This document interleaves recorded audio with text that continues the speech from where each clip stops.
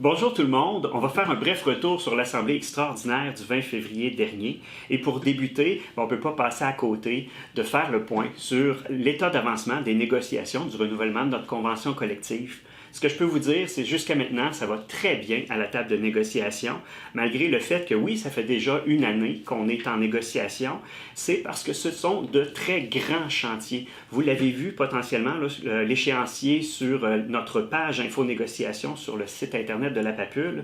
Les échéanciers qui sont présentés demeurent toujours les mêmes, c'est-à-dire avec une fin prévue à la fin de l'année 2020.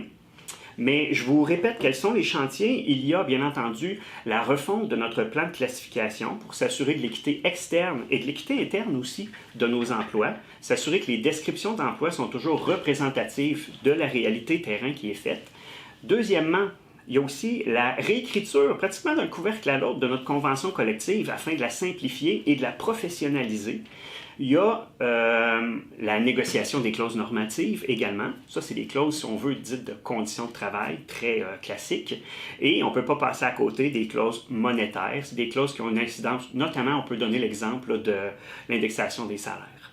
Donc, voilà pour le gros de la négociation.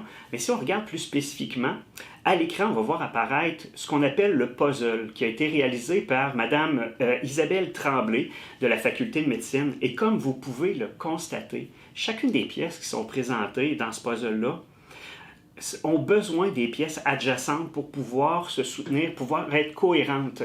Et c'est donc ce tout-là qui a été présenté à l'employeur dans les derniers mois comme étant un peu le plan de notre négociation.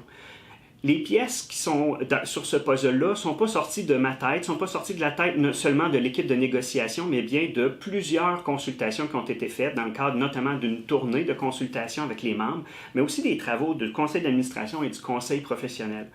Alors, j'espère que c'est des enjeux à travers lesquels vous vous retrouvez, parce qu'on va travailler vraiment fort pour aller matérialiser chacune de ces pièces-là dans notre prochaine convention collective. Dans les autres aspects qui ont été abordés au cours de cette assemblée extraordinaire, il y a eu bien entendu une présentation, c'est de l'information qui a été transmise concernant notre régime de retraite. La santé financière du régime, en fait, est excellente, à un tel point que ça nous permet d'offrir une indexation des rentes, tant pour vous qui venez juste de rentrer à l'Université Laval, que vous avez encore 30 ans de carrière à faire, que les gens qui sont nouvellement retraités. Donc, tout le monde va bénéficier de cette indexation de rente-là pour le futur. Il y a des lettres d'entente également qui ont été avalisées durant la rencontre. La première permettait une modification mineure à la description de fonction de conseiller en sécurité de l'information. Si ça vous intéresse, le lien est présenté sous notre vidéo. Il y a également la lettre d'entente 2020-01. Celle-ci, elle permettait de maintenir le statut d'une personne sans devoir l'abolir s'il advenait que le poste qu'elle occupe est restructuré ou tout simplement déplacé administrativement. Fait que si ça vous intéresse, encore une fois, le lien est présenté sous la vidéo. La dernière lettre d'entente, celle-là est intéressante, c'est la 2020-02 et elle vient bonifier, si on veut, les congés de paternité. Ça nous permet d'avoir une belle équité entre le congé de maternité, qui était déjà très bien, les nouvelles modalités du congé de paternité et finalement le congé d'adoption pour compléter le trio. Merci d'avoir participé à cette assemblée. Vous étiez plus de 200 personnes dans la salle. C'était super agréable de pouvoir vous y rencontrer. Également, n'hésitez pas à nous contacter si vous avez des questions sur l'un ou l'autre des points qui ont été abordés aujourd'hui dans cette petite vidéo. Au plaisir!